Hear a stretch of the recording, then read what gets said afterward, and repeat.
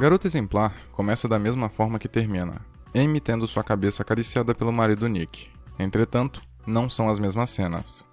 Além de se passarem em momentos distintos, simbolizam verdades convenientes. No começo, o gesto de fazer carinho em Amy demonstra um momento de amor entre o casal. Até mesmo as palavras do Nick, que normalmente soariam estranhas sobre abrir o crânio da sua companheira para descobrir os pensamentos dela, não parecem tão absurdas, pois a sensação é de que essa vontade seja apenas uma verbalização do sentimento de carinho extremo que o marido sente pela esposa. Sabe aquele afeto espontâneo que surge ao ver um bebê ou um filhote, que te faz sentir uma necessidade quase que irrefreável de apertá-lo, de mordê-lo ou até de beliscá-lo, porque você simplesmente não resiste a tanta fofura? Então, essa cena inicial transmite essa ideia. É essa a verdade que o longa vende nos seus primeiros segundos. Inclusive, nos faz imaginar o quanto esse cara é sortudo por ter uma mulher dessas ao seu lado, uma vez que ela ostenta um olhar de ternura e de apaixonada, mas ao mesmo tempo compenetrante. Porém, não demora para percebermos que esse casamento não é tão perfeito quanto parece, visto que em seguida observamos Nick indo para o bar conversar com sua irmã sobre sua frustração com seu relacionamento. É revelado que o casal está completando 5 anos de casamento e o que teoricamente deveria ser uma data para se celebrar se torna uma lembrança exponencialmente terrível da decadência daquela relação. E tudo piora quando o protagonista chega em casa e se depara com uma possível cena de crime, indicando que Amy foi sequestrada. Confuso, ele liga para a polícia e, como é de praxe, o marido é considerado suspeito. O que piora as coisas para o personagem é que ele sempre tem as respostas erradas, como se não entendesse a gravidade da situação ou só estivesse se fazendo de bobo. Contudo, essa última opção é descartada quando entendemos que ele não está desligado, mas tem estado distraído e alheio a tudo que envolvia sua esposa há anos. Garota Exemplar brinca com a expectativa do espectador o tempo todo. Primeiro apresenta aquilo que todo mundo suspeita. O marido é o culpado. Paralelamente, constrói a relação maravilhosa do casal central através de flashbacks, que revelam o quanto aqueles dois pareciam perfeitos um para o outro. Eles se completavam, tinham química e demonstravam estarem dispostos a não se tornarem um clichê decadente de namorados. Posteriormente, Nick, antes tido como o galã, o príncipe encantado e o cara certo, é completamente descaracterizado quando os segredos vêm à tona. De repente, ele já não é mais o marido dedicado e preocupado com a esposa. Mas nós, enquanto espectadores, tendemos a vilanizá-lo porque a narrativa nos induz a isso. Antes de termos os dois lados da história, só temos acesso aos pecados do Nick, aos seus defeitos e erros do passado que, aliás, ele continua a cometer no presente. O roteiro faz questão de reforçar todas as suspeitas em cima dele, e quando você pensa que o personagem não poderia se complicar mais, ele nos surpreende. Além do mais, a mídia o trata como o culpado de um suposto assassinato simplesmente por ser o mais provável. Já fazem seu julgamento antes mesmo dele se tornar oficialmente um suspeito. E o mais grave é que ela demonstra o real poder de condená-lo. Não à prisão ou à pena de morte, mas ao linchamento público. A influência dos grandes veículos de comunicação, que é garantida por intermédio do sensacionalismo, é tanta que a população sequer questiona o que é noticiado. Apenas ouvem o que é dito como se fosse uma oração, escutam e concordam e já possuem uma opinião formada. Na verdade, reproduzida. Mais tarde, os papéis se invertem. Nick, antes o grande vilão da história, se torna a vítima, o alvo de uma grande conspiração que tem como objetivo destruir sua reputação e penalizá-lo por não honrar seu compromisso com o casamento. Desde o princípio, a imagem que temos do Nick é a de um sujeito muito distante, como se estivesse sempre esperando uma grande reviravolta em sua monótona rotina. É importante ressaltar isso porque o que poderia parecer uma característica genuína de sua personalidade se revela consequência do desgaste do seu relacionamento em ruínas. Nos flashbacks do início do namoro, Nick era simplesmente outra pessoa, uma representação perfeita do homem ideal, uma casca formada por aparências, cujo objetivo era agradar e transparecer algo que fosse charmoso e atrativo. Já no presente da história, o personagem está tão fora do ar que, num ato impensado em um momento de confusão mental, atende o pedido de um fotógrafo mal intencionado de dar um sorriso, em frente a uma foto da sua esposa já desaparecida. Mais tarde, descobrimos que ele queria terminar, mas estava estagnado. Não era medo que ele sentia, não era receio de terminar algo que durou tanto tempo e acabar se arrependendo depois. Era costume, acomodação. Nick estava habituado, mesmo que odiasse com todas as suas forças, a presenciar a expressão de desdém e o senso de superioridade de Amy todo santo dia. Ele buscava a coragem necessária para deixar tudo para trás, para tentar recuperar o vigor da sua juventude, mas não é fácil se livrar da sua zona de conforto, ainda mais quando é nela que se encontra a estabilidade financeira, além da garantia de poder desfrutar de luxos vazios. Por isso ele chamou a polícia para investigar o possível sequestro dela. Além de ter sido um ato automático, motivado pelo impulso de ser o normal a se fazer em uma situação dessas, o personagem tinha que se certificar de que a pessoa que detém a posse dos bens que utiliza estaria segura.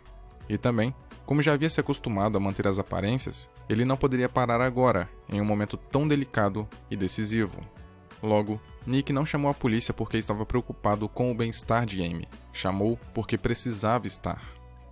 Uma das críticas mais ácidas e óbvias de Garota Exemplar é a idealização do casamento como o ápice do relacionamento saudável e como as pessoas que se sujeitam a essa instituição social precisam se dedicar exclusivamente a mantê-la para agradar a sociedade e demonstrar interesse em sustentá-la, independente da satisfação pessoal. O importante não é estar feliz com seu companheiro, é demonstrar para o mundo essa felicidade. É necessário saber quem são os amigos, o tipo sanguíneo, o que faz nas horas vagas e todo tipo de informação fútil que satisfaça a curiosidade inconveniente dos outros e que os deixem convencidos de que você realmente conhece seu cônjuge. Se por um lado, Nick é a representação do sujeito exausto desses costumes porque não suporta mais ser quem não é, Amy é aquela que se esforça para ser justamente aquilo que querem que ela seja. Talvez seja por isso que a Amazing Amy, personagem fictícia dos livros que publica, reflita não só suas maiores frustrações, como também seus maiores desejos. Nascido como um diário idealizado na visão dos pais sobre a infância de sua filha, o livro demonstra como tudo que a Amy real não consegue fazer, a incrível e exemplar Amy faz com perfeição. Aliás, essa é a palavra-chave: perfeição. A personagem dos livros sabia tocar violoncelo e jogar vôlei com maestria, diferente da personagem real. Isso acabou gerando um grande distúrbio na cabeça da menina, que ficou obcecada em alcançar sua contraparte fictícia, mas como era impossível, em sua fase adulta, ela parecia apenas a sombra de sua própria projeção. Embora parecesse confiante devido ao seu jeito prepotente e narcisista, a verdade é que Amy era totalmente insegura, e como mecanismo de defesa, desenvolveu certa destreza em manipulação e cinismo, habilidades que, em sua lógica, utilizava com certa frequência por serem capazes de compensar suas imperfeições. Já que fazia sucesso com algo que almejava ser e que seus pais aparentemente achavam o ideal, Amy durante sua vida inteira fingiu para ser aceita. Como possuía uma contraparte plena, mesmo que fictícia, e que todo mundo amava, passou a acreditar que poderia tentar ser assim também, a qualquer custo. Essa linha de raciocínio a guiou para todo tipo de atrocidade, como arruinar a vida de seus namorados só para sair como uma mocinha inocente. A busca pela perfeição que apenas a incrível Amy possuía fez a Amy normal se sujeitar a todo tipo de convenção social apenas para agradar a plateia, a população, seus pais e seu marido, em detrimento das próprias vontades e necessidades, mesmo que tivesse se comprometido a nunca fazer isso, só para passar a imagem de mulher ideal, de namorada dos sonhos. Na verdade, ela foi essa imagem, ela incorporou essa casca, mas como era apenas superficial, não durou muito. Tanto Nick quanto Amy se apaixonaram pelo que eles queriam acreditar que era real. Ambos criaram personagens notáveis que os faziam parecer atraentes, inteligentes, interessantes e, em linhas gerais, perfeitos. O casal se deu bem por um período porque se esforçavam para manter essas aparências. Acreditavam que eram aquilo que haviam criado porque desejavam dar certo, e o casamento se manteve forte enquanto seus alicerces eram rótulos e estereótipos positivos. Amy, por muito tempo, se sentiu ótima sendo uma bela mulher de 30 anos, jornalista de sucesso com um relacionamento saudável e invejável, com muito sexo, tendo um marido bonito e também bem-sucedido. Ambos queriam estar apaixonados, mas quando isso deixou de ser prazeroso e passou a ser um fardo, Nick não conseguia mais esconder sua frustração. De repente, os defeitos que antes eram só detalhes facilmente toleráveis se tornaram aspectos de repulsa. Amy, por outro lado, permanecia centrada na sua missão de ser a mulher impecável e tentou de todas as formas agradar o marido, mesmo quando estava indo contra os próprios princípios. Ela não abriu mão de certas coisas, como do acordo pré-nupcial, mas se manteve constantemente disposta a maquiar a relação.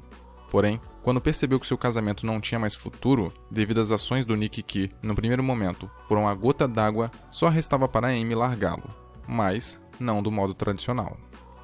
O engraçado é que, devido ao seu imenso narcisismo e ego, muito provavelmente a gota d'água não foi ter sido trocada em si, mas perceber que uma garota qualquer era melhor do que ela, no sentido de beleza e juventude, só por ser mais nova. E isso a deixava irritada e incomodada com o seu, na visão deturpada dela, fracasso.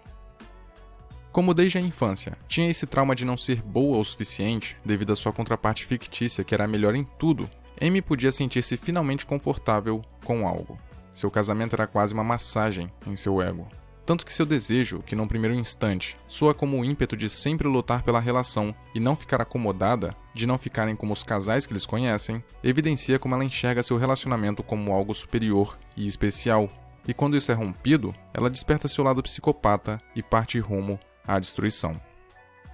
Sua necessidade de preservar a imagem que havia construído não a permitiria aceitar e muito menos providenciar um divórcio, pois seria uma prova de sua incapacidade de ser perfeita. Por isso, ela bolou um plano para arruinar totalmente a imagem do Nick, mas mais importante do que isso, uma maneira de se tornar a queridinha da América e receber toda a atenção que sempre almejou ter.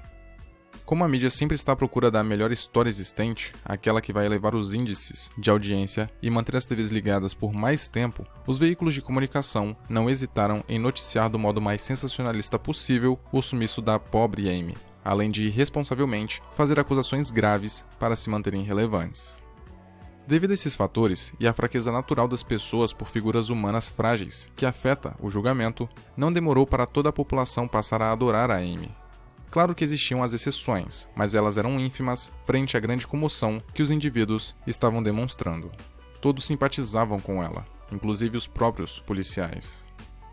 É muito fácil transformar uma vítima em herói, pois o simples fato de ser considerado vítima já desperta a solidariedade alheia, além da identificação. Amy se tornou a heroína perfeita porque, assim como Nick queria estar preocupado com ela, a população queria acreditar nela. Cogitar, mesmo que de forma inocente, que nada daquilo era verdade, já seria motivo para uma enorme decepção, e ninguém gosta de se sentir assim. Então não importa se existem furos gritantes na história dessa mulher. Ela sofreu demais, talvez só esteja confusa e esqueceu de algum detalhe. Além disso, nós nunca queremos mudar de opinião, pois ir contra a uma ideia em que tínhamos convicção significa uma espécie de traição pessoal, e ninguém quer ser inconsistente ou contraditório. Então, distorcer um pouco os fatos à nossa volta para que a nossa opinião se sustente não parece ser tão errado assim. Amy passou meses construindo a história perfeita, mas quando percebeu que talvez ainda houvesse salvação para o seu casamento e, consequentemente, para o seu marido, por este ter demonstrado conhecê-la melhor do que ninguém, a personagem teve que criar uma reviravolta às pressas, o que acabou gerando vários furos e incongruências, mas no final, era a história que todos queriam ouvir. Nos momentos finais, repete-se o gesto do início, Nick acariciando a cabeça da sua esposa. Porém, a nossa percepção é totalmente diferente. Agora, Amy é repugnante, sádica e maníaca, com um olhar perturbador. E o carinho de Nick é frio, automático e vazio. Como sua irmã gêmea bem aponta, Nick queria ficar, mesmo sabendo do que Amy era capaz. Lógico que se libertar levantaria algumas suspeitas, o tornaria alvo de linchamento e implicaria em ter que responder perguntas cujas respostas soariam como uma teoria da conspiração. Realmente, talvez não valesse a pena o esforço, mas existia uma saída, porém Nick preferiu ficar.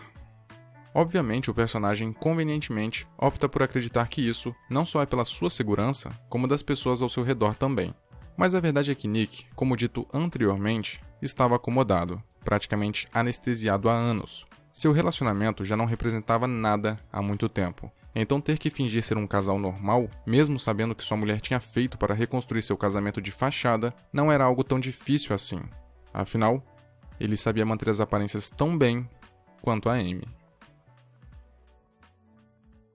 Senhoras e senhores, então esse foi o vídeo. Eu espero de verdade que vocês tenham gostado e curtido. Por favor, não esquece de deixar um like aí para valorizar o trabalho do canal. Compartilhe o vídeo também para espalhar para seus amigos, para outras pessoas que podem gostar do vídeo ou do conteúdo que é apresentado aqui no canal. Isso automaticamente vai me motivar a produzir mais e mais vídeos para vocês, mais conteúdo com mais frequência. Então compartilhe com seus amigos no WhatsApp, Facebook, me marca lá. Twitter e Instagram é @eleganteri, que está aparecendo aí na tela. facebook.com/elegantismo. Também não deixe de comentar o que você achou do vídeo e dê dicas e sugestões de outros filmes, temas para eu analisar aqui no canal, beleza? Se puder, dá uma olhada no meu Apoia-se, é por lá que o canal se mantém vivo financeiramente, ou torne-se membro do canal, também vai ajudar muito. E é isso, eu vou ficando por aqui.